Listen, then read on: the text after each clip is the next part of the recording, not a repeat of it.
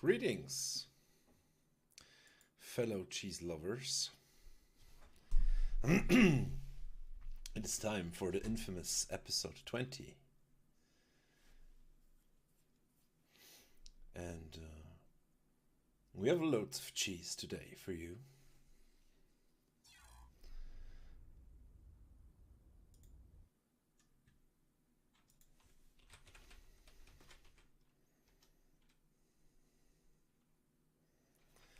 Hello, Manix. Yes, I have some filthy cheese for you indeed. Indeed we do. Let's see. Oh, I'm actually going to start with one of my own replays. Since the start of the show, most people aren't there anyway. So that's gonna be okay. And we're gonna see what I'm up against. In the top left of Keras Junction, it's game 1 of Omlette du Fromage, episode 20. The Red Zerg, Fizbin, myself. Facing off versus Andre, the Blue Terran, from TRVP, in the lower right. An SCV moving across the map very early, a second one following. So you might imagine what is going to happen very, very shortly here. It looks like we are up for some Terran Fromage. Terran usually produces the blue cheese, the Gorgonzola style, you know, like the Italians. Especially if they're blue. 1 Rex. Oh god, how many Rexes is he going to build? I've not watched his replay actually. I've played the game some weeks back, but 2 Rex, okay. Gonna be a 3rd one, looks like. Jesus Christ, okay, what am I doing? I am going hedge first, which is of course a perfect counter for a proxy 3 Rex. Not. Okay, this is gonna be a bit awkward, I guess. Maybe. The shark emote is in Twitch? Really? That is so cute. I didn't know that. I did not know that. Yeah. Andrew not really building any more SCVs here, is not giving a fuck. But he builds 4 Rex. He also walled in his SCV. He could of course lift, but then he would have to stop the production on this Rex here. Maybe it was intentional, I don't know. Maybe he wanted to wall in so he could repair, I don't know. And we're getting a supply depot here as well. Oh, okay. Oh, so you can use emotes in any stream you want? That's cool. I did not know that. I will also need to create the sub emote, as this cast will push me past the barrier to become a Twitch affiliate. So if you have any ideas for that, please submit them to me. Hey Ballot! I have my 2 favorite boys here now, nothing can go wrong. Tool has also joined. Thank you, Tool, for joining us yet again. Yeah, the shit's about to go real. There's 2 SCVs and 8 Marines coming up. Rot roll.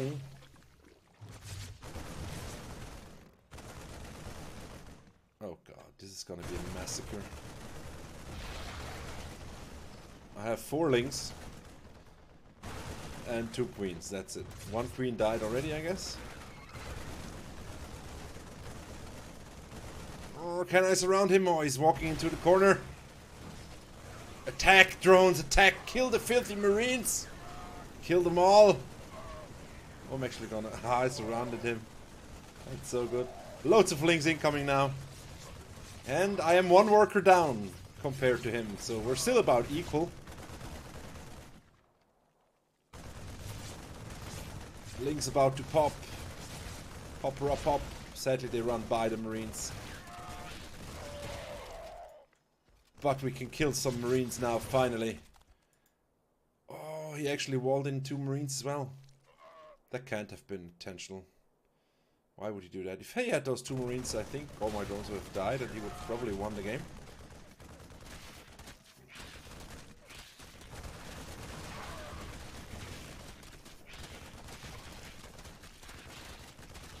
You should really lift your buildings, bro. These 3 Marines could probably kill all my lings if you would let them out. So, a bit of an oversight there. More lings are coming out now, though. And, the lifting is real. Do you even lift, bro? Do you even lift, bro? Your buildings, bro? You need to lift, bro. That's what I'm gonna tell my friend tomorrow when we go into the gym. Do you even lift, bro? Counterattack on the move here by me. And yeah, this is gonna be a fucking massacre. Look at it, there's nothing here. Everything he has is over here. Most of his stuff is walled in. He now puts them out, and the Ling's gonna have free reign here inside his base. Terrans, if you're gonna proxy, at least have the decency to build your supply depots here and not here, because that's just plain stupid. If you leave it open here, I'm gonna run in with Lings, and I'm gonna assimilate, amyllicate, annihilate your mineral light line. Jesus Christ. It's late, okay. Well, even these Marines will not do too much. There's more Lings on the way. And I am now up. I am 1,200% up in workers. So I'm feeling quite confident that I can win this game now. And while the Terran is in his final death throes here, he will soon die a horrible death by Zerg. Thus this game will end. I even have a spine crawler now, defending my entry. And the Terran is making another command center here, because never give up, never surrender. I can respect that. I can respect that. And no GG. Because, you know, if someone completely holds your cheese by accident, why GG them? Why not just be an ass? And Bunny sent me some replays as well. We're up with Bunny facing off versus Nova. It's a PvT on Automaton. Yes, you can, Ballad. I will still cast you if you send it to me now. Absolutely, you should totally do that. And we have a 10th game, and make it a nice round. 10 games. I'd appreciate that. On the left side, the Red Terran with the fancy decal here. It's Nova in red on Automaton. Facing off versus All Inspirations, Bonnie Willis. The blue Protoss. Blue versus red, Protoss versus Terran.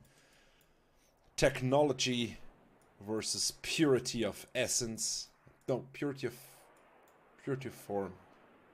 Yes, purity of form. Technology versus purity of form, although Protoss technology, of course, is far superior to Terrans. I don't know what Terrans even have to do here. All they have is men with guns, and now big ships with more guns. But hey, it's a proxy. A double proxy. Double barracks going down here. And a somewhat weird placed gateway here on the high ground overlooking the plateau here. Maybe he's trying to build the Giza pyramids, I don't know. We'll see. And probably a scout. Going to scout that absolutely nothing, and I mean nothing, is here. Or maybe, you know, is he gonna build some proxy stuff? No, he's just running around weirdly. Okay.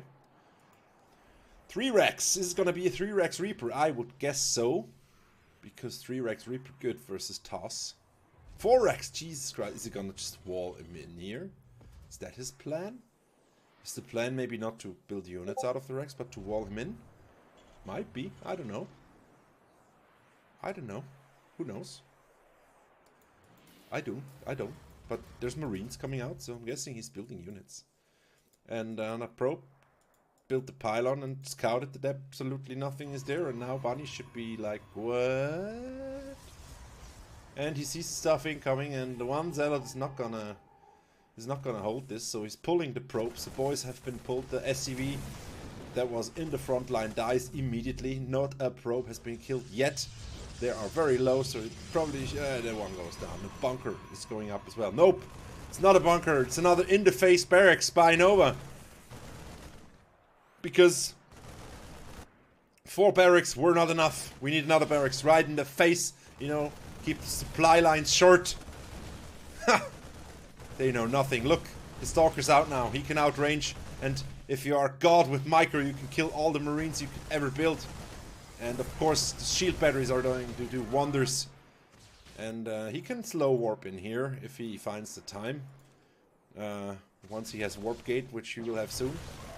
And second Stalker goes out. Now these are basically immortal Stalkers because they are being fueled by shield batteries here. Okay. In the face barracks finally gets done, and it's gonna be very, very tough now for Protoss with the barracks so close to his base. What is there to do? See? If you micro Stalkers, you can kill an infinite number of Marines and they can't do anything. It's like Marines and Zealots. Or slow Banelings and Marines. Look at them running, run faster! The sergeant screaming, run faster, kill those filthy Protoss, huge ass tripod things. Lifting up the barracks, of course he's gonna float it in. And the nicely built pyramid up here can be shot from down below now. Maybe he's gonna land on top of it and kill it, I don't know what his plan is here with the scout barracks. But he should really start building Marauders if he wants to continue this charade here, probably. I don't know. This is not looking good for Nova, I'm not gonna lie. Bunny is stabilizing, which is never a good thing if the Protoss stabilizes, if you're trying to kill him, you know. Building a second gate now, and he might just warp in a Zealot and kill everything that's here. I don't think... Yeah, probably 2 Zealots could kill everything that's there. Of course, he has the micro. If he lets up the micro, his Stalkers will die. Not anymore. Now there's just too many Stalkers now. It's like... It's a whole Stalker army now. And, guess... No GG, because cheesers are assholes, apparently. Well played, well held by Bunny Willis here.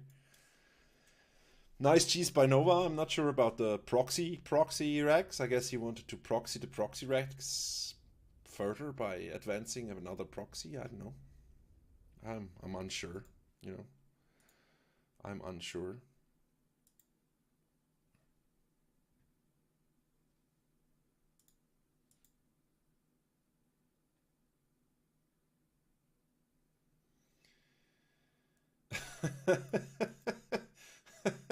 Okay. I guess that's fair. Game 3 is gonna be Blaze. Blaze sent him some nice games. Blaziva. He sent in some games for my anniversary celebration. Episode 20 it is, of course. And it's a ZVT versus Brutalisk. In the top left of Port Alexander in blue. Azurk. Facing off versus Team UR's Blaziva, the Master Cheeser from Unrivaled. We've casted many a game from Blaziva already. He's done some fancy stuff with ghosts. Let's see what he has planned for today. An Overlord from Brutalisk. Let's see if Brutalisk can build Brutalisk. I don't think so because it's campaign, but... we will see eventually. Right? Won't we? I just got your replay, by the way, Ballot, and did not fuck up my computer because you didn't use Cyrillic letters, which I appreciate. You know, it would have sucked to fuck up my computer during a cast. Brutalist going for the standard 17 expansion here. And Blaziva walling off his low ground because he would probably like to take his expansion. You know, it's nice to have some extra minerals once in a while. You know, it's how we roll. Extra minerals are good. Of course, Pool following up here. Pretty standard from Brutalisk, so probably not gonna be the cheeser. I guess Blaziva has found some nice new way to ruin his opponent's day.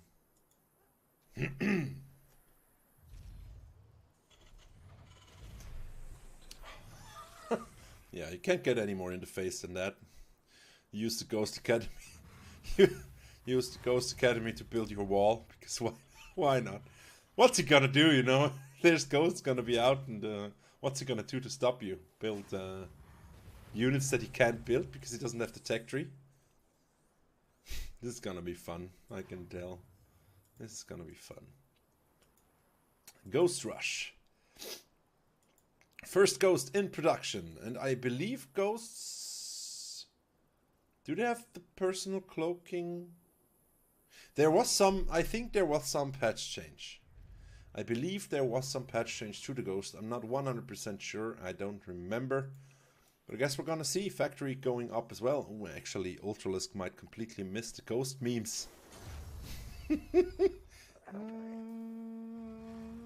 Oh, he's gonna see it eventually. Yeah, he saw the ghost. He's like, what?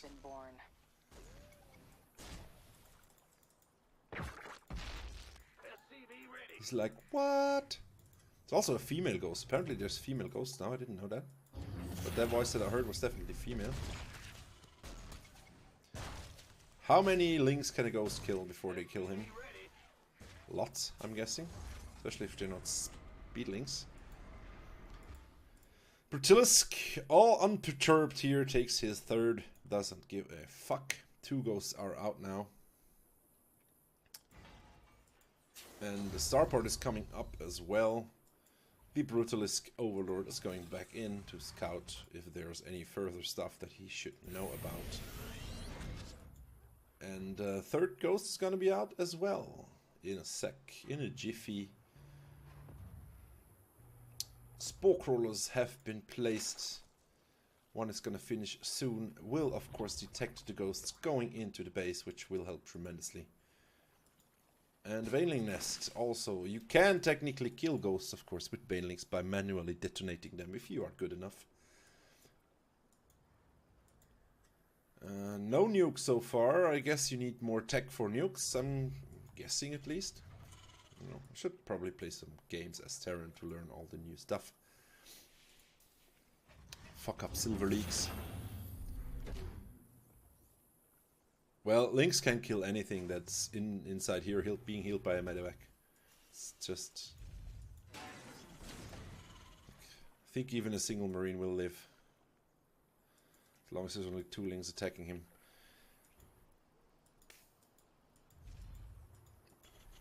Well, he's not really doing anything yet, but there's a lot of Lynx coming in now, so he can prove his worth soon. Oh, he's gonna drop them, okay. Well... He's gonna have a bad time because that's a lot of Lings. Jesus, okay. 40 Lings. With Banes. Oh, he's gonna Bane bust him. He's gonna Bane bust him. It's gonna be a Bane bust. It's of course a nice answer versus Ghosts. He also saw the medevac moving over here, I believe. That's so many Lings. Oh, if you can actually get the tank in position. And... Oh, there's not enough Banelings now. Yes. Oh, is it though? Ooh, he didn't have the SCVs to heal. There's not a second tank around. So yeah, the medevac has to come back, but is it enough? Can he hold? How will he hold this? Will he hold this? Can he hold this? Ooh, the Liberator's of course gonna help tremendously. If he can secure the ramp, he might be in a good shape. He can snipe the... he's actually just gonna cancel them. He lost his ghost tech though, so there's only 4 ghosts left. More Lings are pouring across the map. And Terran is contained for now. Siege Tank's gonna be out soon. And with the Siege Tank and Liberator, he should be able to hold here. Of course, he can just follow the medevac now. And there's way too many Lings. Although... I don't know, with 4 ghosts, he might actually be able to do something here. Let's see what he does. I mean, we're gonna find out, right? We will know. We, the Overlord. There's personal cloaking on... Wait, what? Did he rebuild? Oh, he rebuilt. Okay. I guess you can do that. Yeah, that's a position where there's no ghost down. Ah, one actually went down, okay. Nope, he lifted him up. Oh, the micro. The micro is real. Oh, he actually went back and he was gonna heal up now. There's enough energy on the medevac to keep the charade going for a while. He's actually just long distance mining the gas to build ghosts. Okay, I guess you can do that if you're Masters. Even in Masters, this stuff still works. It never ceases to amaze me. Decides to go back now.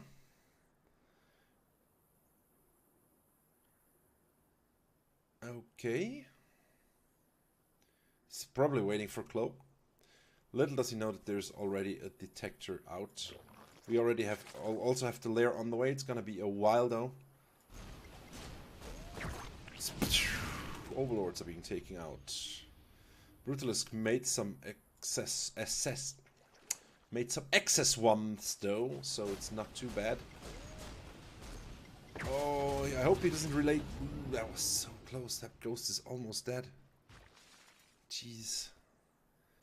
Okay. Well, behind this, he's finally taking his suspensions. There's 3 tanks securing the low ground now. It should be totally enough for Lings. Okay. Brutalisk is starting to pile up some gas. This queen will die if he doesn't take it away. 1, 2, nope. Queen gets away. He gets the queen. Trying to disrupt the production here. And mining, but will lose the Liberator in turn. Nice little harass there. Meanwhile, Zerg doesn't know what he's supposed to do now. He knows he should be ahead economically, which he is. He is doubling the worker supply. Blazer, of course, is a bit ahead in tech since he already has ghosts out, which basically counter every late game unit that Zerg can make. But the harassment is not too strong until now. He will get some drones here, but he would have to kill like 40 to be even. I mean, you need more than 4 ghosts for that.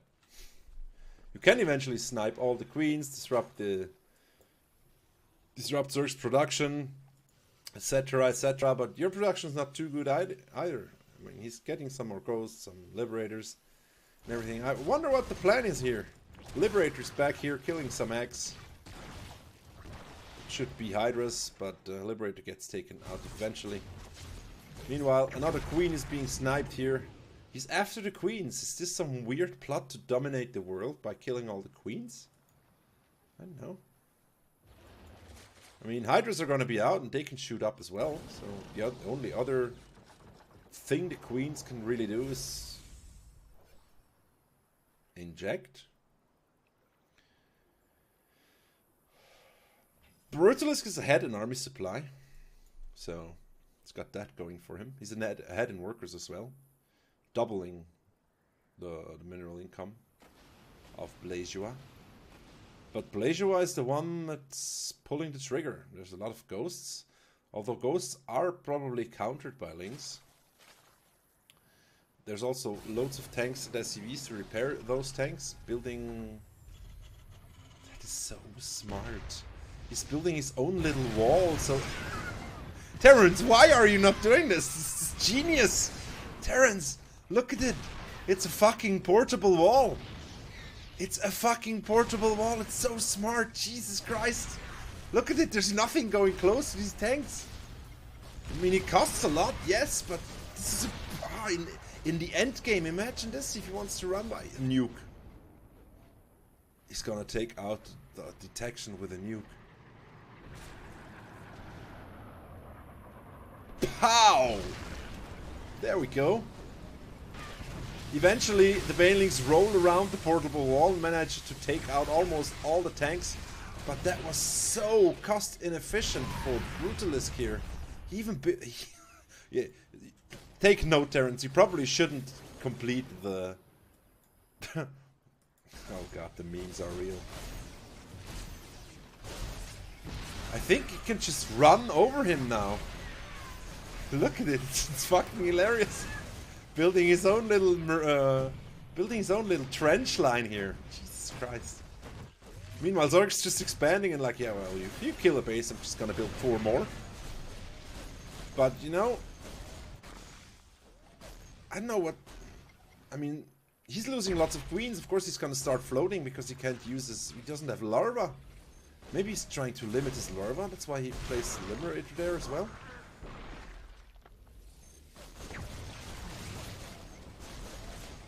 I mean, ghosts suck at killing buildings, but everything else they're super great against. Look at this ghost here killing drones. If one drone as much as looks at him, he dies.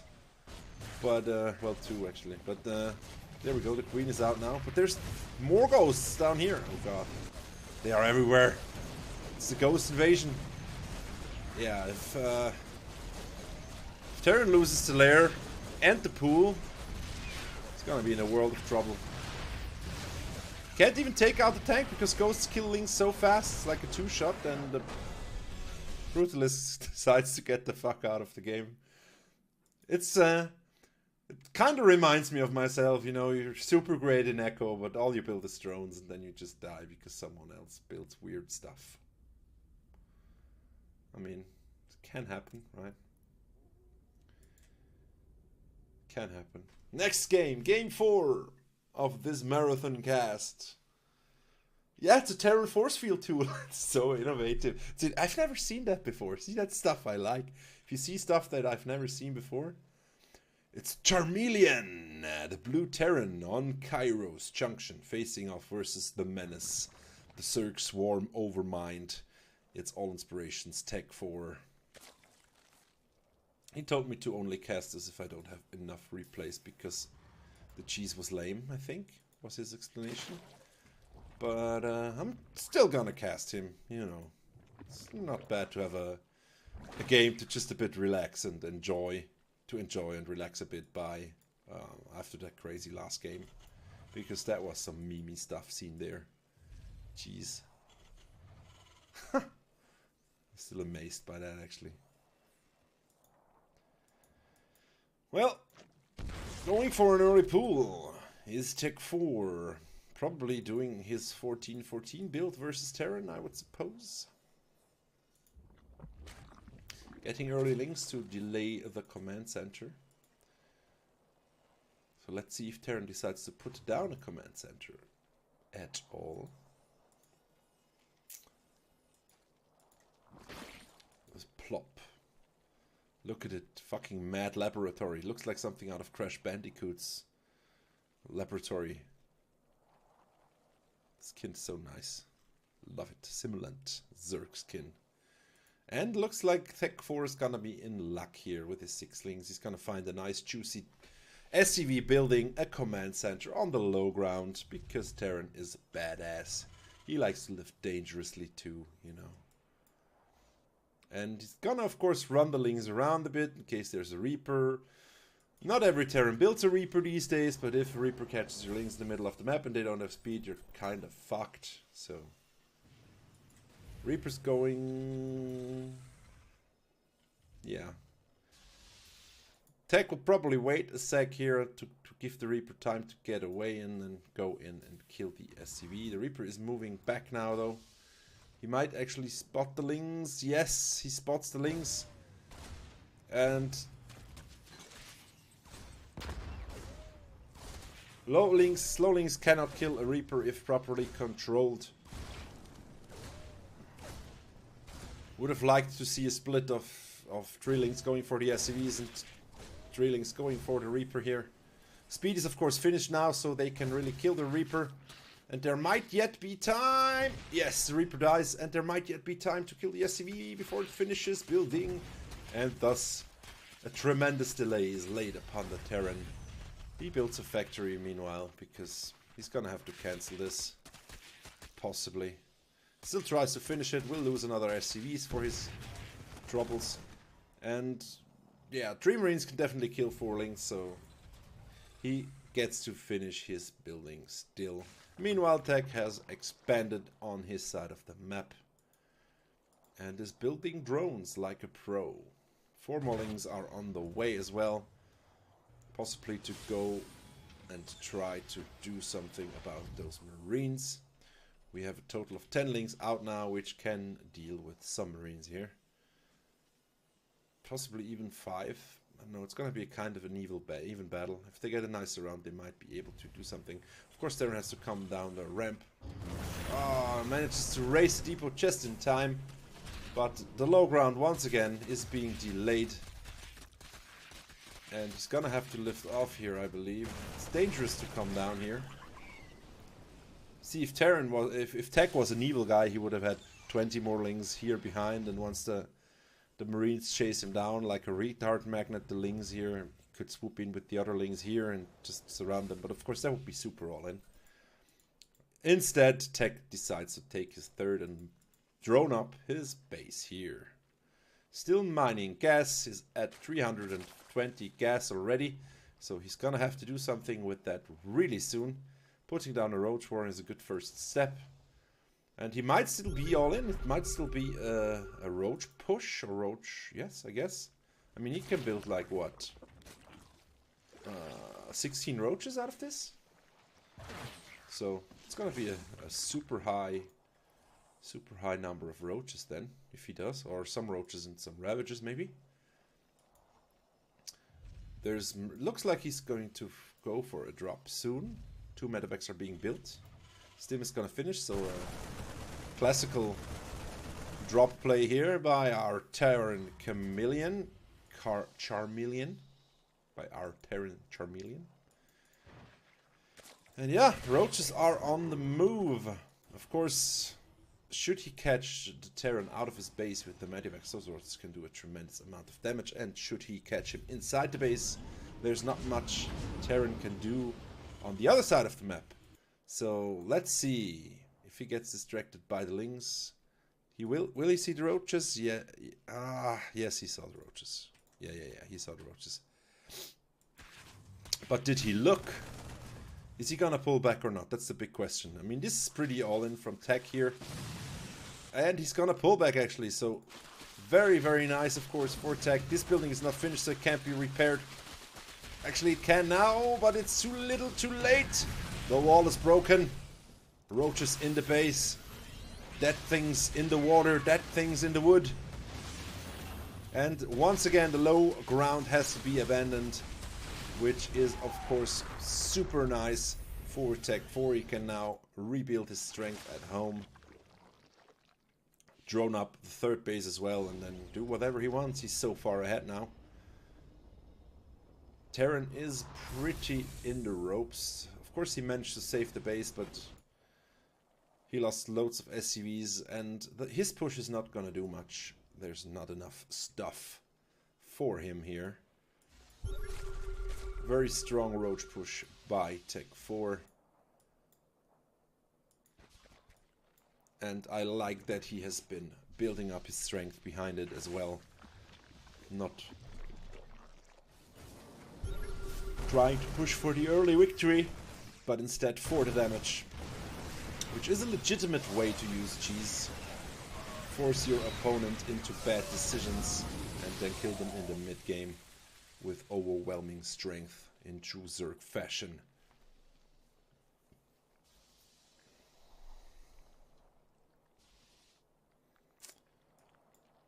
Should probably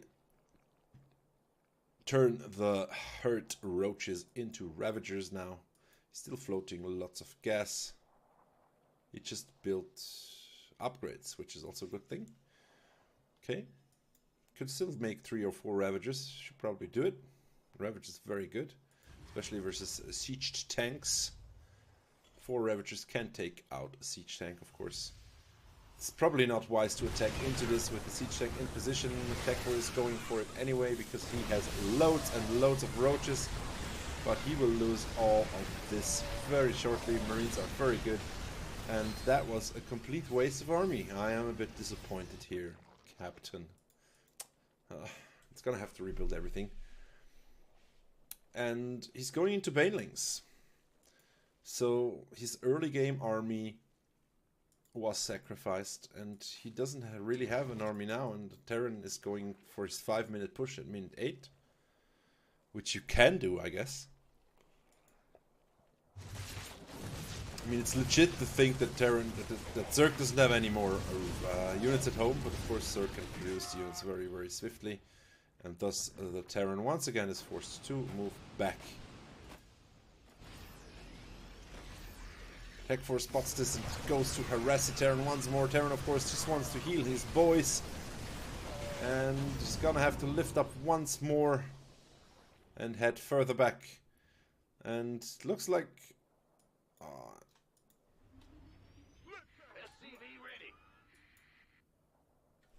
yeah, this of course forces him to go even further back, giving Tech 4 more time, taking a 4th base, droning up even further and getting ahead. Terran now has taken a 3rd base as well, because Tech 4 has not been on his side of the map recently. But with the morphing of Banelings, this will probably change soon. The wall is being rebuilt here in anticipation of run-bys that will surely start to come soon. And meanwhile, Tech 4 has decided to move into the air upgrade path. Tech path. Building Corruptors. Because Corruptor meta! Yes. The Corruptor meta is real. Corruptor good unit. Fast Baneling is very nice versus SCVs and Marines. Not so nice versus tanks. It's going to be a PF here as well. Looks like. These days you often see Terrans take the 3rd base as a PF. Very bad engagement on the ramp here. All of the Banelings get taken out. The first wave at least. Nice splits here. Still, Zerg is able to overwhelm with superior numbers. But Terran then with his reinforcements manages to push back, and it was just an army trade for now. No real damage dealt here. 2 tanks have been taken out of the equation, but they are being remade very quickly. Not a PF down here? Maybe. Who knows? More Banelings are being morphed. And air flyer weapons are going down, as well as 2-2 for the ground. Terran just started his 2-2 as well, so Zerg a bit ahead in the upgrade department. Starting to mine out, of course. Macro hatch has been placed. And yes, we're moving into Hive slowly. Once the infestation pit here finishes, he can morph Hive and then, of course, make Broodlords. Yumma! The fusion core, fusion reactor is coming up as well, so we'll see battle cruisers shortly. Which will be very good versus Broodlords and sort of good versus Corruptors if they have Marines beneath them. We also have the Widowmine upgrade coming up for Terran. It's not a PF, it's actually gonna be a 4th base, so this might be a 5th base, I don't know. If he actually gets up both bases, he will be in a good position. They are still quite even, though Charmeleon has pulled ahead in workers while Tech was building loads of army again. So Tech 4 is gonna have to do something with his army, which he probably will. He knows that there's stuff coming down here. Will he pull back or will he kill those Marines and SCVs? He might actually be able to take out the command center with his Corruptors. Will he have enough time to do so though? Does Terran even dare to attack in here now? I don't think so. I don't think so, no. Still very heavy on the army here is Tech 4. Meanwhile, Charmeleon starting to get set up, sort of. Comfortably. This is gonna be a PF, isn't it? Yes. Once the PF is up, it's not as easy to destroy. Especially if there's some missile turrets around it as well. If not, then the Corruptors can just fly and piss on it and kill it.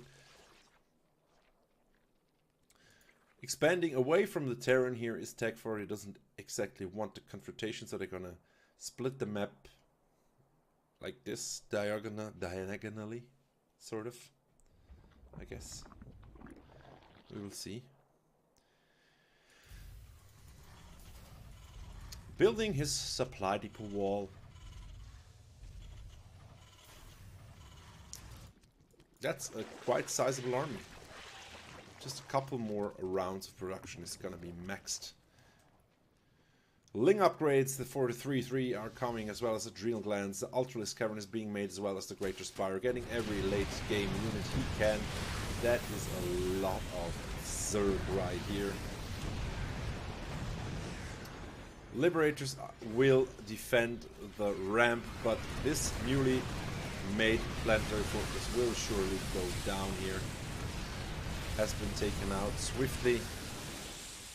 And now he needs to blow his way through the supply depots here. Blow your Banes! Blow the Banes! Oh, and he gets away, loses a lot though. Quite a drop in army supply there, being rebuilt immediately. More Lings on the way, 66 more Lings to be exact, are being replaced here. And of course the 4th being taken out yet again is not a nice thing. This PF will be done here shortly as well, and he might just go in. Of course, the sensor tower not only gives the Terran information, it also tells the Zerg that there's something down there that has to be protected. The Terran, of course, knows this is vulnerable, will try to move his army in position as well. More Banelings are being morphed here, just outside the range of that sensor tower, and it looks like... is actually gonna wall off here again. Tech Force seems to be trying to surprise his opponent with his movements. He of course now knows where the Terran army is and might just decide to go and ambush it. On creep, those Banelings are the deadliest thing to Marines that exist in StarCraft 2. Widowmines get caught out of position, very nice catch there. And Liberators are not very strong versus Lings and Banes, and all of the bio gets annihilated here. There's still hard race. Yeah. See, the thing is, you shouldn't really attack onto creep this far ever if you know that your opponent has a Ling Bling army, which is super mobile. So you can't really fault the race for that. Sorry, Terran. Not sorry. Next up is Total Havoc. My boy. In the bottom right, it's the blue Terran, base drifter. Terran. Ah, it's the blue Protoss in his Nexus pyramid. It's base drifter. And in the top left of Port Alexander, we have all inspirations. Rex Total Havoc.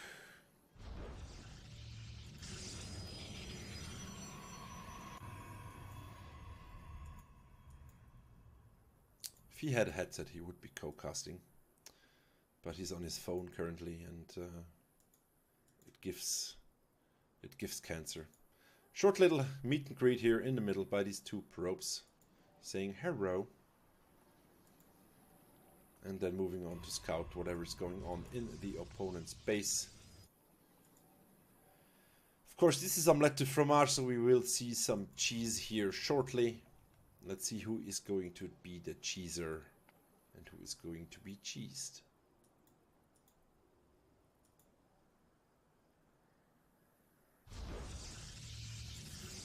Did he just go Nexus first?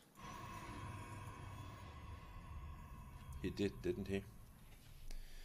Nexus first, that's a ballsy move in a PvP. Especially if the probe's scouting you. Wow, okay. Let's see how this plays out. Yeah, but then comes super late ballot if you do that. Probably better a Hydra all in, because Hydras are super fast on creep, right? Little probe war going on here, of which Total Havoc is pulling the short straw. Forge going up as well. Pylon being built down here, so probe blocking the probe. This time Total Havoc gets off the first hit, so he will be able to kill the probe if he decides to. Sees the Forge, will immediately suspect there's a cannon rush going on somewhere, and walls off his base completely. This probe is now trapped and will eventually die once it gets caught, unless it manages to be microed perfectly or Ah, actually he just set it on patrol, okay. He might just be able to regenerate his shields in time. Unless Havoc decides to pull a second probe to deal with it. Meanwhile, back here we have a second Nexus down. And the first cannon is going up somewhere. Here, in the defense position, okay. And we have a proxy here for total Havoc as well. And a Robo. So mind you, this game was sent to me before yesterday. Of course, yesterday he used the same strategy in a PvP. So it seems to be his go-to to do. Why would you go Nexus first into Forge? What's the plan behind that? I don't understand.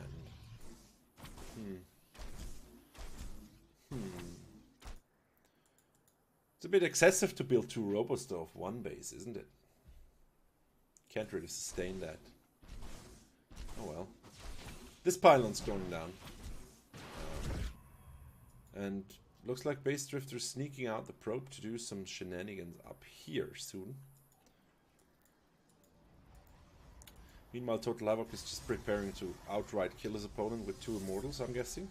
Which he can only build 1 off, because he wasted all of his minerals building 2 Robos.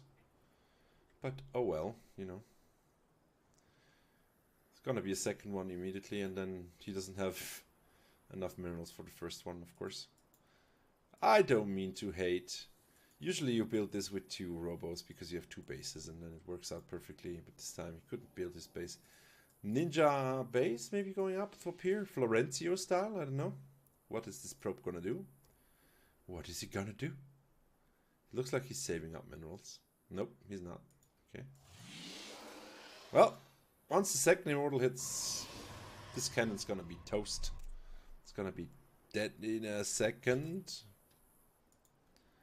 Second probe moving out. Now it's getting interesting. Okay, this one's going across the map actually.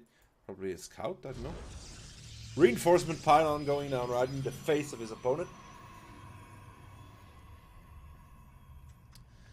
And reluctant to attack. There's 3 zealots, which can easily be killed by 2 stalkers alone. Of course, Immortal's not only good versus stalkers, also good versus buildings, and especially versus cannons. And our blue guy just decides to quit because he's dead. Well, that happens. Moving on to game number 6.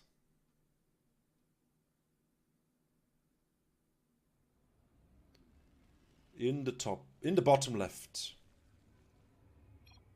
of Blue Shift. It's the Blue Zerg in Clan 1II. It's IILIIL 1ILLIIL. Glove. Facing off versus the Red Tyranids, All Inspirations Ballad. Let's see what the cheese is in this game. It's gonna be a 13-12, apparently. Good old early poolings has never failed yet to create agreeable games. Let's see how Ballad has learned to deal with stuff like this. He made it out of Silver and Gold League, so he knows how to deal with cheese. Otherwise you're never getting out of there. Plat is not much better, to be honest. It's a macro game every once in a while. Most of the time Terran just build battle cruisers and kill you. That's how my ladder experience has been so far. Roach Warren going up. Ooh, it's the 3 Roach Ravager push then. Okay. It's gonna be fancy. 3 Roaches and Ravagers. 3 Ravagers super early. Also need an Overlord, so if Ballad can take out the Overlord, the push basically ends. But he doesn't know yet, but he will. He will soon. This alone should give him pause. Because it's never good if there's not an expansion for Zerg. There's not a universe where that is ever a good thing for Terran. Or has been, ever. Did he spot it? Did you spot it? Dude, you need to scout, man. Oh god, the DVA. You should scout, man. If you go to scout, scout. There's only so much room you have to cover. It's not like it's a proto space where you can build like over here. No. You only have this circle here to scout, so run your SCV around. You will see the Roach Warren and you will know to kill the Overlord. Because if Overlord dead, no high ground vision, no... Oh, you saw 2 gas. That told you everything you needed to know? Okay, that's cool. That's cool then. Go kill the Overlord though. If that Overlord dies, this push doesn't even leave the base. Ah, see? I told you. Ballad has been to Plat. He knows what's up. He knows what's up. The Reaper's gonna... Reaper even scouts the Roach trying to morph. There's 2 Ravagers already on the way. The Overlord is in position and there's only 1 Marine out so far. Second one's gonna be out in a second. So very, very low in the defense department here. We'll get a tank out shortly, and once the tank is out, he is in an okay spot. We'll run some SCVs over to repair this depot. We'll come too late though. We'll put down another depot. The high ground vision is really crucial to this rushingly strong push. So let's see how and if Ballad can hold this. Once the tank is out, he's in a good position, but there's still quite some way yet. The bunker will go down, even if it's being repaired. Messes up the piles a bit there, but he will now take out the bunker, and this leaves the Marines defenseless to the Ravagers' attacks. A bit ballsy here by the Zerg to move up this far up the ramp. Will actually end up losing. Nope. Oh, that's so lucky. The Reaper not dying. Moving the tank back. Very wise here by Ballad. You don't want to have the tank forward. And 3 biles are not enough to kill a tank. They are, apparently. Okay. I thought it needed 4. Well, my bad. Well, there's only 1 Ravager left and the reinforcements are nowhere to be found. What is he doing with his money? He's building more Ravagers, but they are on the other side of the map still. Of course, if a Banshee gets out, then this push is over as well. And I'm guessing he should be killing SCVs now with his Ravagers. I'm not sure he can take out this building before the Banshee pops. Probably not. And he decides to kill everything alone. Finally moves into the SCV line here.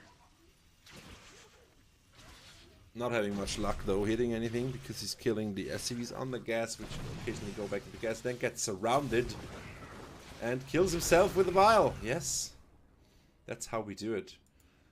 3 more Ravagers are in now though. There is a Banshee out, so these Ravagers are gonna die eventually. Now it's just try not to lose too many. Oh shit, he took out the Banshee, didn't he? Damn it, he took out the Banshee with a bile. Is there reinforcements on the way? There's actually 1 Reaper. Ah, the Reaper was killing everything in the back behind us. Yeah, that was good. That was good, actually. Very nicely done, Ballad. I'm impressed. Very nicely done. Very nicely done. Off to game 7 we go. It's our boy Terradin with his alternate ego, that is Kruger, but he's facing off versus the Roman Emperor. In red, the Zerg. It's Caesar, the left side of Automaton. Facing off versus Kruger, who is really Animal Mother, who is really Terradin, the blue Terran from EU. My 2v2 buddy, as you might say. Of course, sending me his latest cheese. And we will see what is going to happen here. Nothing too cheesy from Zerg so far, going for the 17 hatch, I believe.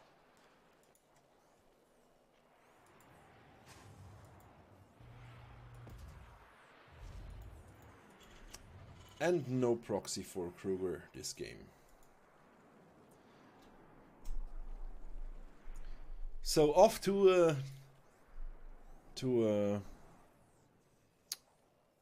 how do we say this? Off to a relaxing start, exactly, yes. So let's have a drink and watch this Overlord as he creeps his way slowly across the automated dwarf mine looking map. That is Automaton. Something right out of the mines of Skyrim.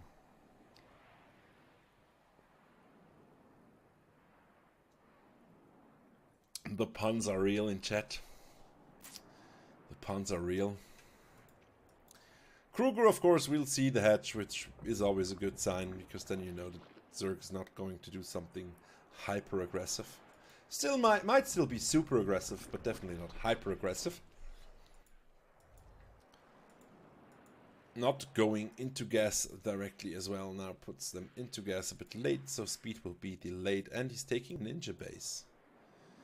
Ninja Caesar decides to take a base in Australia when he's really in Italy, while his opponent is hanging out in Russia. Well, let's see how that works out.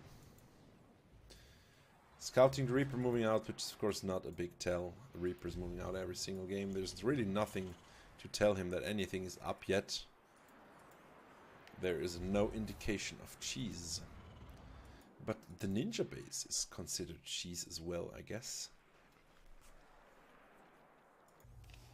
So let's see when and if Kruger finds out. And what he decides to do against it, about it. Reaper here, has he kills? Nope, he does not. The Queen managed to deter him, and Lings as well.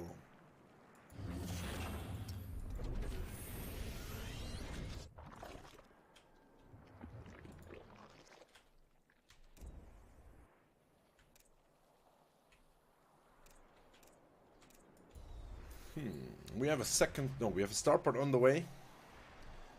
Moving back this far, okay, can do that. Hiding your stuff behind here. Of course, the barracks is really just building a tech lab for the starport. Kruger, of course, likes his mech very much. Oh, actually, hidden lair. A hidden lair, okay. That will throw you off, I guess. It's a nice idea. Use the ninja base to build the lair. And you can tech up without your opponent knowing. It's the equivalent of a proxy pylon, building some DT shrine or robos. With the addition that you can actually mine from this location as well. Reaper is a bit confused. Because... Is it? No, it should look normal though, right? Although at 4 minutes, no third base yet. Yeah, you're gonna be confused as a turn. Or you're gonna be expecting something. He scouted the most probable base locations, of course. And we will have cloaked banshees covered on the ground by Hellions. Very strong push here if your opponent doesn't have lair. But uh-oh, he has lair. Of course, the hidden tech is the Spire. What else would you expect from Terran? Yeah, there we go. That was some similar strategy to what you encountered. Ballad, proxy hatch with Spire. Only the proxy is not too close to the Terran. But doesn't really need to be. Could be anywhere. Terran's gonna spot this sooner or later. I'm guessing the Reaper's checking all the bases now. And he should have time to react. Zerg is saving up some gas. We'll get out 6 or 7 mutas, I'm guessing, once the Spire pops. And at the same time, Terradin will know that there's a Spire out. And might just start building missile turrets if he had an Evo. Well, not an Evo, the engineering bay, which he does not. But of course these probes... Since Zerg failed to make a queen, he cannot defend this location with what he has, which will cost him loads and loads of probes. These probes are like, nope, getting the fuck out of here. And yeah, Hellbats can definitely take out this location here. They can roast everything that's here. There is 2 mutas only? Why? He's supply blocked. Congratulations, Zerg. You just played yourself. He was supply blocked. He only got 2 mutas out. I think a Viking or 2 should easily remedy that. That's so hard. You have everything you need, but you get supply blocked, then you can't build stuff and your tech dies, your lair dies. suddenly you're back in square one. There's slowlings now creeping across the map. 4 mutas actually, okay. So, there have been mutas made, 6 mutas have been made. But there's missile turrets now. And those 6 mutas will not deal lethal damage. Of course, it just took out one of the walls. But Terradin has a second wall in place on the high ground. And his Hellions will... If he transformed them, they would already be home, by the way. But... the Banshees have arrived now and will start to clean up those lings. And by the time the Hellbats, or rather the... I have a blackout now. The Hellbats, yeah. Once the Hellbats are here, there's not much cleaning left to do, except a couple of lings. Lost quite some workers there, though, to this Muta attack, so still well done by Zerg. And he's building another layer. He's building 2 Evos now to transition into Ling Bling Muta, I guess. Building...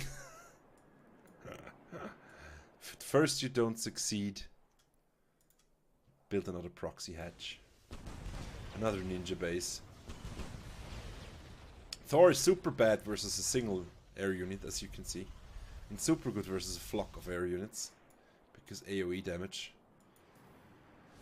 He has a nice defense in place now versus air.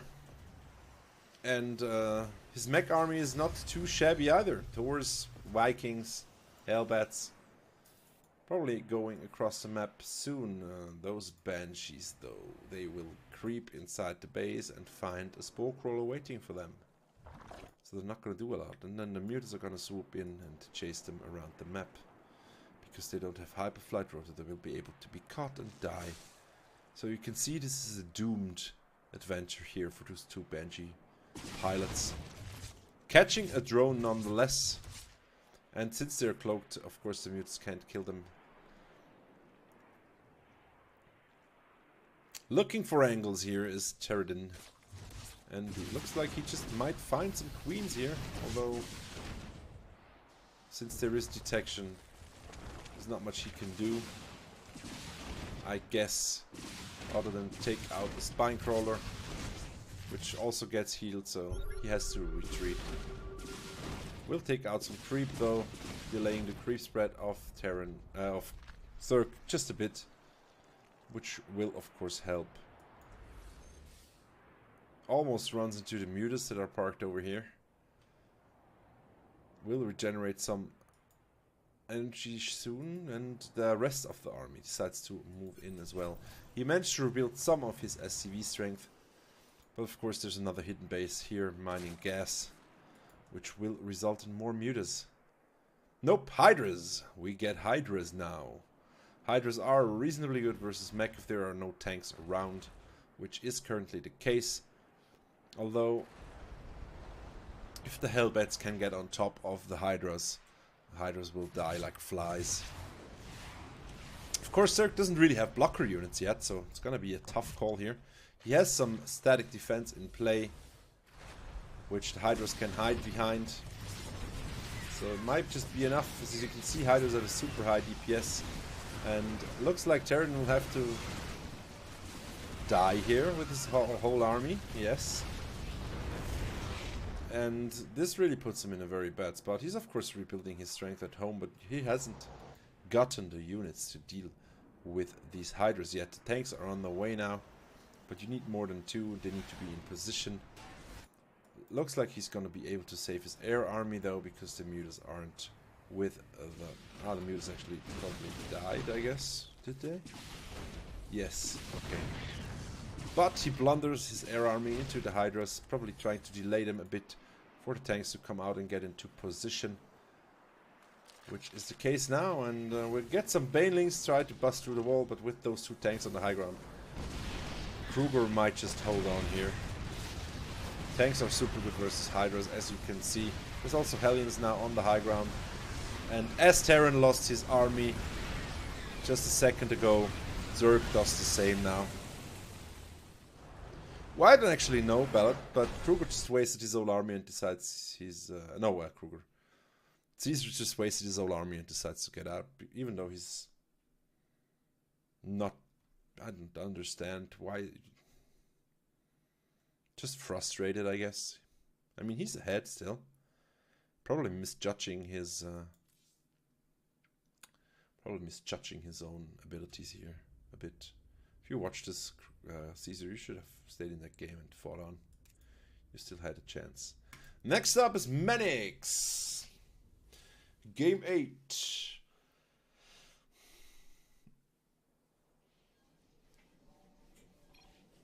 In the bottom right, the red Protoss on Kairos Junction.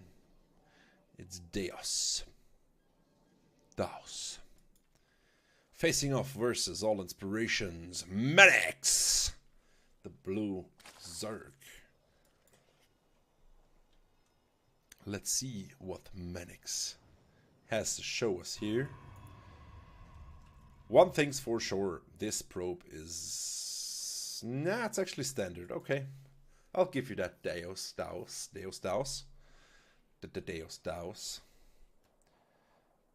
It's a standard scouting probe for now. There's also a gateway behind it, so no crazy cannon rushing incoming. So let's see what happens here. Let's follow this little probe around. Ooh, Manix also with cool decals, huh?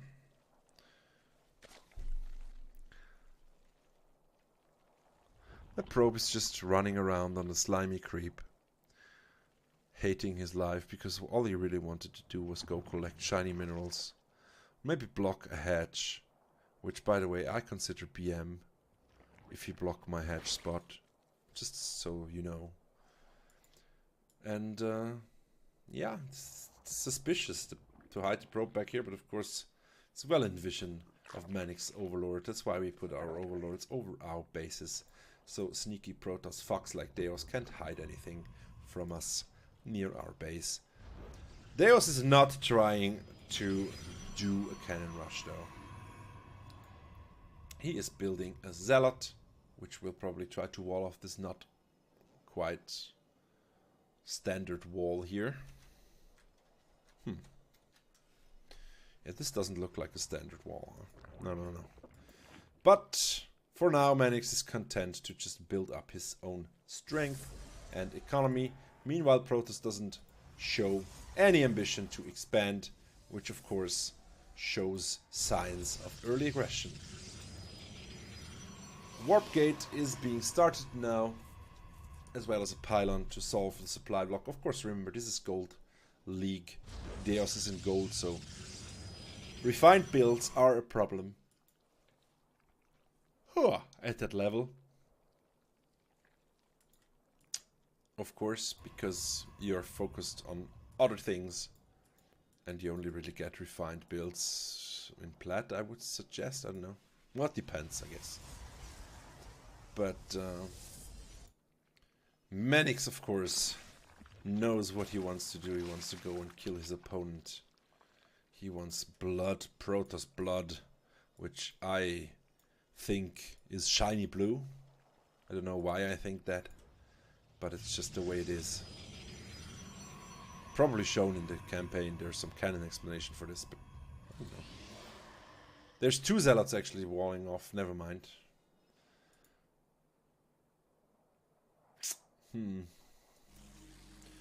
I don't know. I think this number of links can beat this number of Zealots with this number of sentries in the open field here. Should have probably stayed up here. Could have held forever with the morphing in another sentry. But like this, the early Zerg,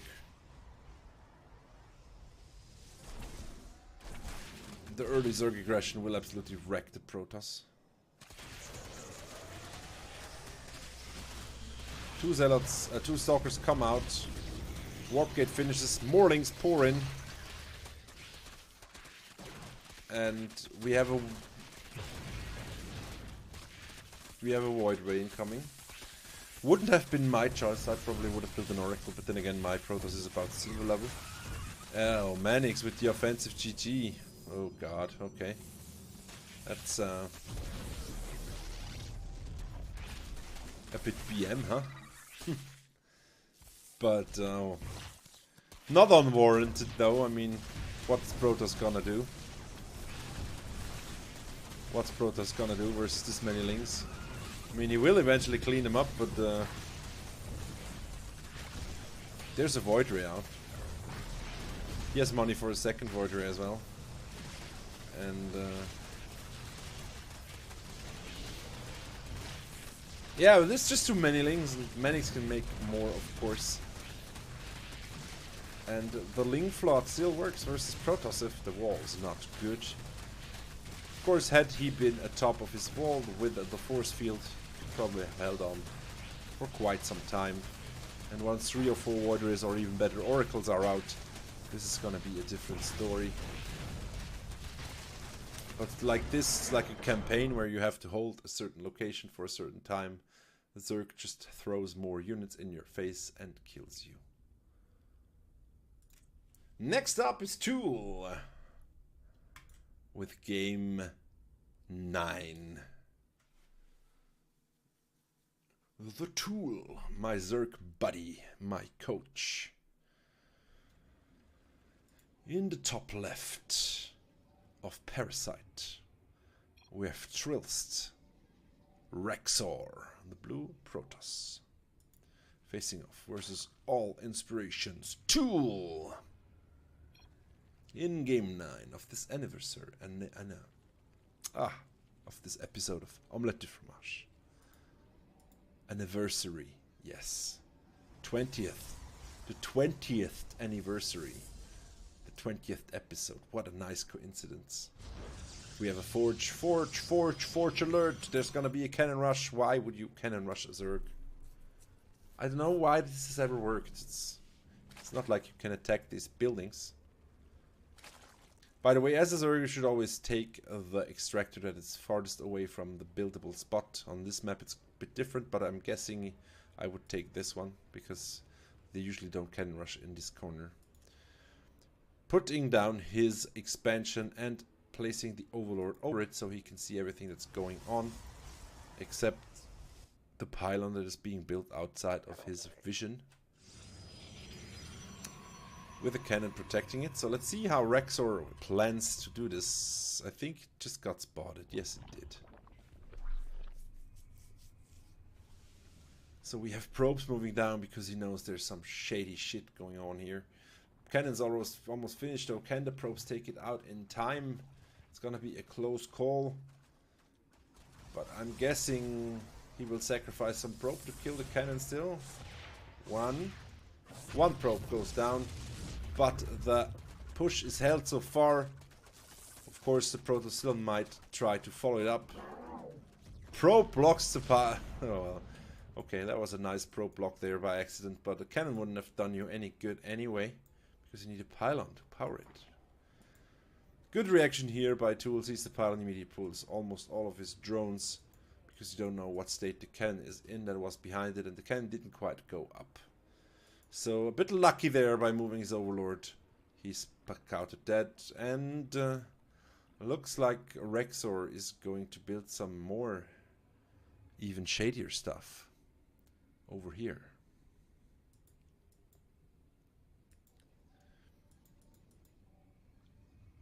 I like that he builds a cannon in his home wall. Some Protoss skip this and just get annihilated when the Link counter attack comes.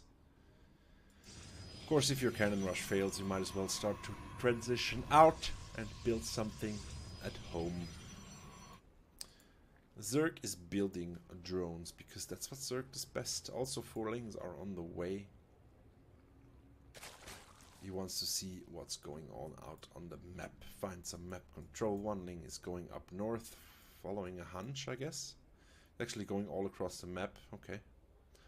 And he will find the proxy here, the Florencio base that is going up here in the far corner. And this is probably getting accused of map hacking. But as we saw, the Ling was running all around all the way. I'm also doing this, by the way. Not every game, but if I feel something shady is up, I just run a Ling across the map It's a very powerful thing to do, but another proxy is... Jeez, seriously, dude? You're like, Zerg's like, yeah, I saw the cannon rush, I held the proxy, I should be good now, you know? Nope. More proxies going down in the south, 2 Stargates, and a cannon.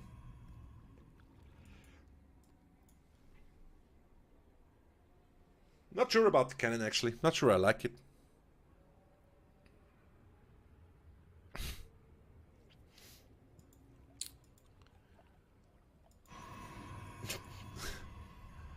Of course, the Overlord still spots no real tech here, so he's gonna notice more out on the map. Overlord's getting deterred here. The pylon will fall shortly. Probably because this one got distracted here. I don't know.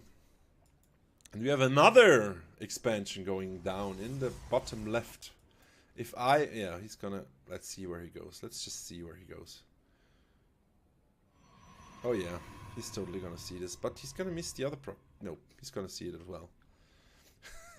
Very smart here by Tool, I must say.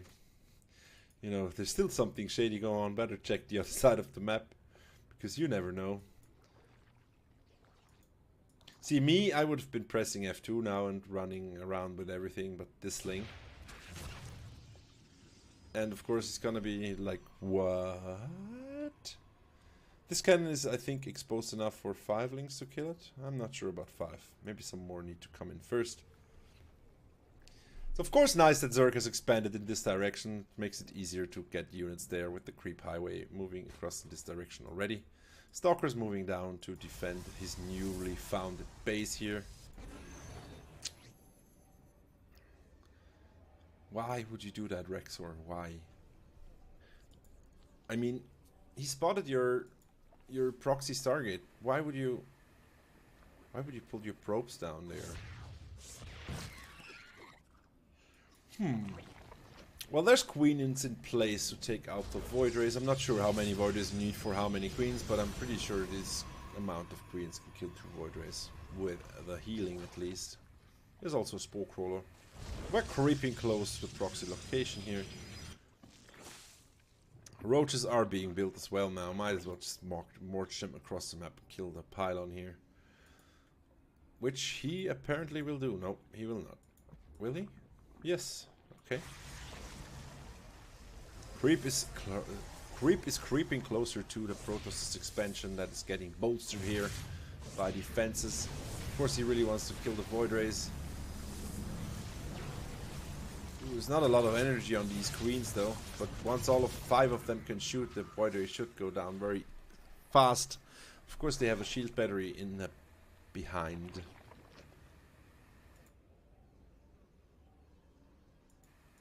I'm expecting a DT shrine to be next, to be honest.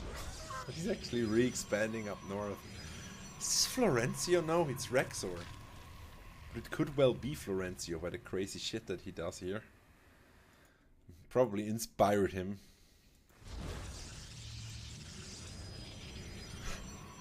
Of course, Zerg is in a very good spot. Might just run over this this stuff down here. And 2 Void Rays are nowhere near enough to deal with all the stuff that the Zerg has here now. And once the cannons fall, there's really nothing holding back the Roaches from destroying this little vestige of Protoss area here in the south. Of course, the Nexus will eventually finish and he will be able to recall his probes up there. And Zerg probably doesn't suspect a Nexus where the Nexus is, you know? Where the Nexus was before. There's 3 Void Rays now, which is more than 2. And by the looks of it, more than enough to deal with the queens that have no energy. Of course, the heal of the queens is still low. The cannon's getting rebuilt, actually, now, okay. It's hard to attack into shield walls. It's a back and forth. It's a back and forth here. And the cannon will finally go down after the shield batteries run out of energy. And Zerg has wasted everything he had on these defenses here. He will clean it up now, of course. But another cannon is about to pop. Void Rays get cleaned up as well. But Zerg lost a lot of stuff to deal with this. Eventually the Zerg, this Protoss location. Oh, he built his fleet bacon down here as well. The bacon is gonna fall into enemy's hand. All hope is lost. And he doesn't even recall all of his probes because he's still new at this game. He's not as versed as Florencio yet. And yeah, I mean, he could have built an expansion here by now, but he doesn't really like to. More Stargates are being built though, and another fleet beacon.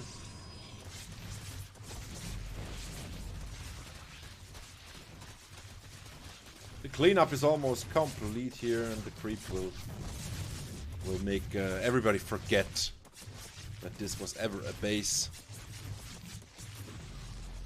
It will grow over like jungle over old Mayan cities, and the archaeologists of the future will only find broken pieces of Protoss technology. Is he actually gonna expand down here? Is he? I mean, he's down like 30 workers because by now Tool is almost on 4 bases.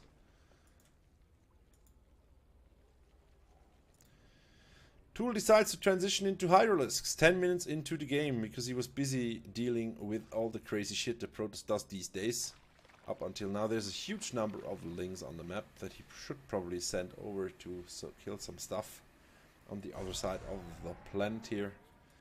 Loads of shield batteries and cannons going up, though you don't really want to attack up this ramp. And he's actually expanding, okay.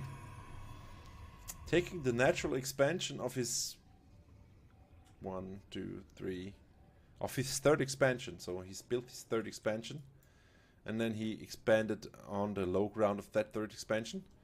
And the Ling is gonna spot absolutely everything again. And he's like, seriously? Are you doing this again? But guess what? This time he doesn't have a fallback base to port out of. Of course, you're never getting up this ramp, no matter how many Lings you send. But you can kill everything that's here. And if I were the Protoss, I would start to recall my probes very fast to the main now. Because they are all gonna die. They're gonna die.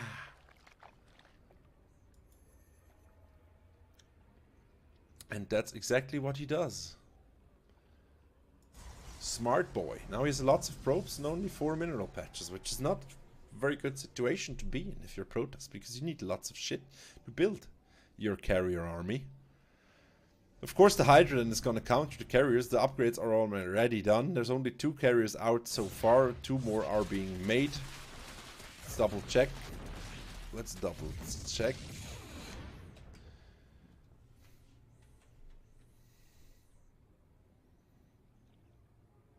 Guess what? I finally found the hotkey for cinematic mode. The zoom. Well, I'm gonna say 4 carriers are not gonna be enough to deal with this the Hydra army that's gonna be coming soon. And since Protoss kindly opened the wall, the Lings can actually flood into the main and go into the unprotected back. There's only 1 cannon back there. And Protoss is back on 1 base. And if you're stuck on 1 base 12 minutes into the game, you're having a bad time. All that Zerg needs to do now is build a shitload of Hydras, march across the map and kill everything that's over here to win. Very, very proxy-oriented style that Rexor played here. Hydras should be enough to deal with carriers, since once the interceptors die, they take a long time now. Look at this, to rebuild. So carriers are not as potent as they used to be. Still, there will be 32 interceptors out, which will do quite some damage. A 5th carrier is on the way as well. Because Rexor is super low on minerals, because he's only mining off half a base that's almost gone, by the way. So if Zerg manages to kill the 2nd base that will go down any moment now, he'll be in a good spot. Well, he's in a good spot. Let's be honest. He's up in every regard. He's tripling the supply of his opponent. He could just march across the map build Hydras and just A-click over here. And the Hydras would probably be able to do the rest. It's not like Protoss has tanks or anything that can really fuck you up. But yeah, Tool is playing the long game, playing the safe game. And you can't really fault them for that. All we really want to do when we play StarCraft is win. And of course the safest route will net you a win. Most of the time. He even has Dropper Lords. Ooh. We're gonna see a drop. That's nice. Haven't seen one of these since I watched Cyril game actually. It's of course nice if your opponent has walled in this hard. And I'm guessing 12 Hydras are more than enough to kill these cannons and the Nexus behind it. Should probably move the rest of his unit to the front here though. To attack simultaneously for more effect. Dual pronged attacks always do more damage than single-sided ones, since your opponent cannot focus his attention at 2 points in time at the same time. And we have another Nexus going down on the other side of the map again. See, when I float this many minerals, at some point in the game I'm ahead and I am I'm pitched versus a sneaky opponent. I will just go and build bases at every mineral patch. So the Protoss can't, or whoever tries to do this stuff to me. And we're gonna see a double-pronged attack. The main attack is gonna be at the front. Meanwhile, we have a surgical strike back here, taking out the back of the Protoss' base. Protoss doesn't have the strength to split up his army, and once the carriers are sighted on this side of the map, the army should move in here and destroy the expansion once again, thus rendering the Protoss mineral-less and thus impotent.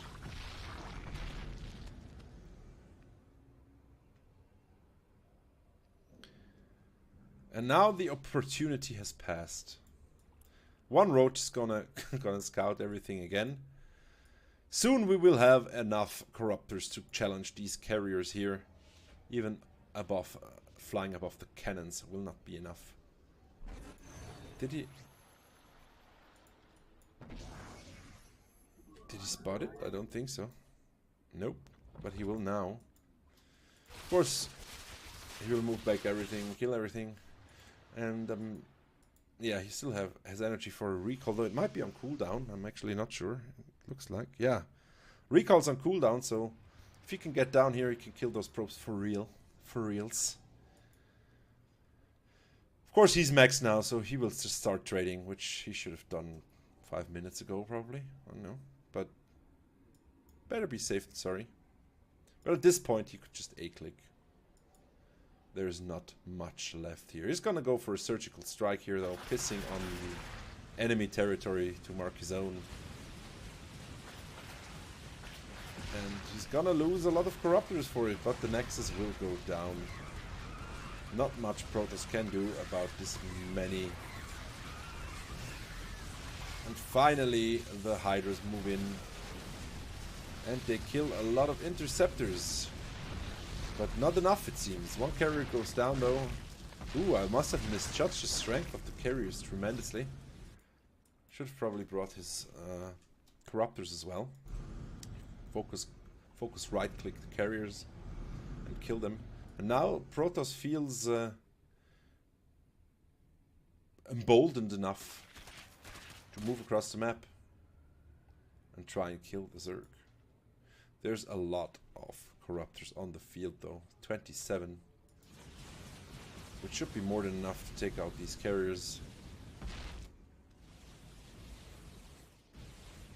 Just focus the carriers instead of the interceptors. Interceptors will die if the carriers die, of course. And looks like he's trying to lure him into some sort of trap. There's no Hydras buried anywhere. Or maybe he's just waiting for another 15. Ah, he's waiting for his upgrades, of course. Protoss does have upgrades, but not for his air army. He's actually healing his corruptors as well and takes the game. Very well played, Tool.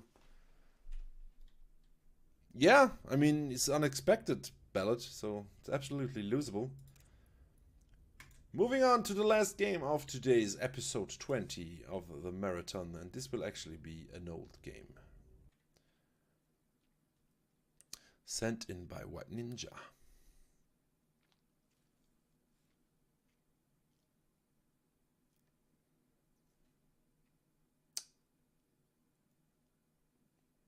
Let's see what White Ninja has planned for us in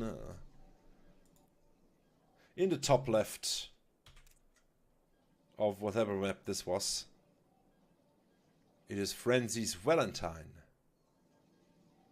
facing off versus the bottom right player, which is our red Protoss. It's all inspirations, White Ninja. So we have a PvP.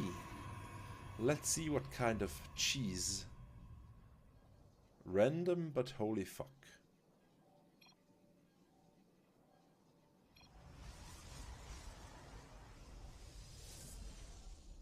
What?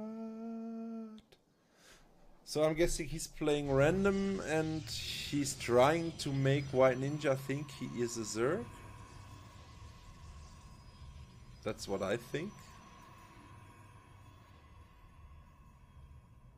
Or the comment was random, maybe? I don't know. Random comment. But he's not wrong. I mean, Archons are good versus Lings. That's for sure. Ooh, lots of probes chasing away this probe here. Not sure I agree with this. This will put him behind quite heavily in a mirror matchup. As you can see by the supply, he's already down to supply. You will lose loads of minerals if you pull your probes like this. It's not a good thing. Apparently in PvP we built 2 gateways, followed by a cyber core. Seems to be the prevalent strategy here. White Ninja with the early gas, only mining from 1 gas, which is probably the amount you need to build the stuff that you want to get. And holy fuck, do I hate PvP. Well, that's the thing with mirror matchups. Most people hate them, right? I do. But sadly, my best matchup is mirror matchup actually. But it's just because I can't deal with Protoss and Terrans shit at the moment. It's just too much for me. I just can't deal with all that stuff. Actually selected unbuildable plates as well. Okay. Low ground pylon for Valentine. And 2 Stokers are out for White Ninja. Warp Gate will be finishing soon for both players. And we have robotics going down for White Ninja, which will of course help versus Stokers. Building a second Stoker now as well. Went for a sentry first. Our Valentine boy. And we'll also build a robo. Yeah, I don't know. How is this gonna pan out? Let's find out. 3rd gateway on the way here for White Ninja. 3 gateway robo can be sustained off 1 base, I believe.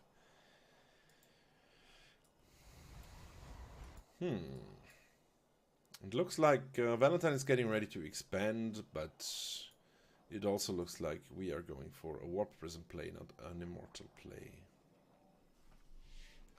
Warp Prism, of course, super strong in this matchup because, well, in general, I think for Protoss, because they can snowball so hard. If they manage to keep their unit production up and you don't manage to kill their units, eventually they will have a huge army and you can't do anything about it. So, we will see how this pans out this time.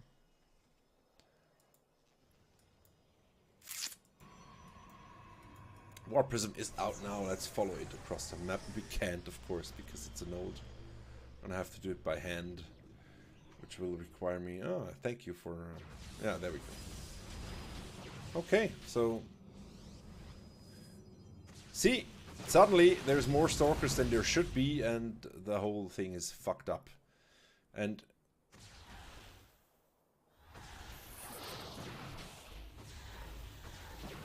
of course, he can teleport his Stalkers by putting them in the Warp Prism. And now we're gonna see Stalker versus Stalker. And whoever has more Stalkers wins. Blink is done, it seems. Or, nah, he just used the Warp Prism as well to pick them up. Who needs Blinks if you have Warp Prism Blink? And it looks to me like this game is going to White Ninja for now. The Stalkers snowball super hard. Most of the Stalkers here for Valentine are almost dead. And no need to pull back here by White Ninja, even though he has 3 super low Stalkers as well. But he nonetheless decides to go home. Why, I don't know. Waiting for the Immortal, maybe. There's an Immortal going to be out for Valentine as well.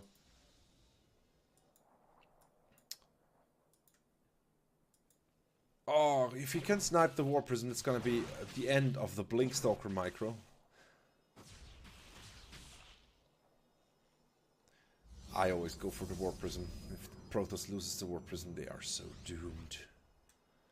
Zealots are being morphed in as well to tank some damage.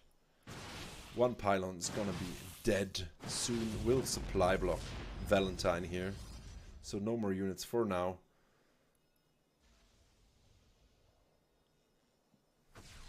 Okay, so Valentine incorporates sentries into his army, while White Ninja doesn't, for some reason, and he seems to be a bit, I don't know, scared. Is this Templars? Nope, it's also sentries. Okay. So, still a very, very intense mirror matchup here.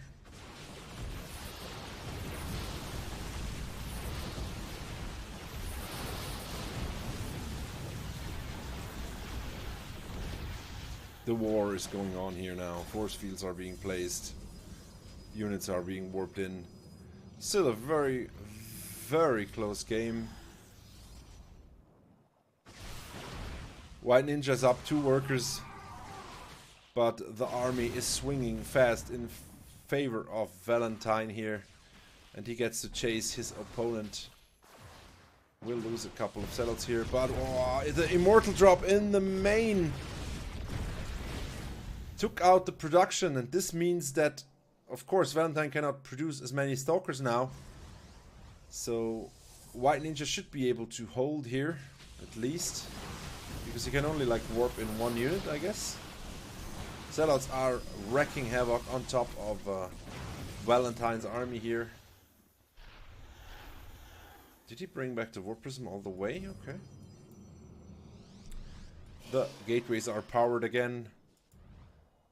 And the aggression does not end, but now White Ninja, I believe, is in the lead. Of course, these adepts are gonna do wonders for him here. Will kill some much needed probes. And he manages to get ahead quite heavily here by killing 4, I believe, probes. Ooh, actually, the Stalkers blunder into the line of fire there, giving White Ninja even more of an army level advantage. And as we said before, this can snowball quite fast.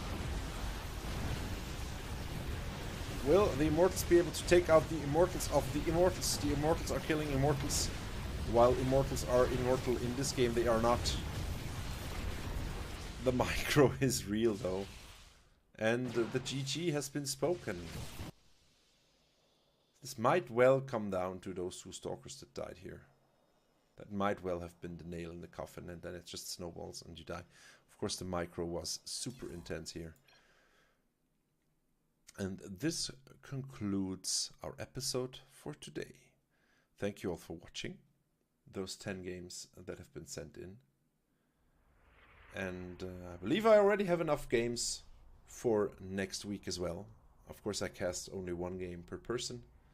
So this gives me a bit of a game advantage for the next episodes. But never mind, if you have a nice game of cheese, just send it to me and I shall cast it for you. Thanks for watching, enjoy your Sunday evening, and we will see you again when it's time for Omlette to Fromage next week. Bye bye.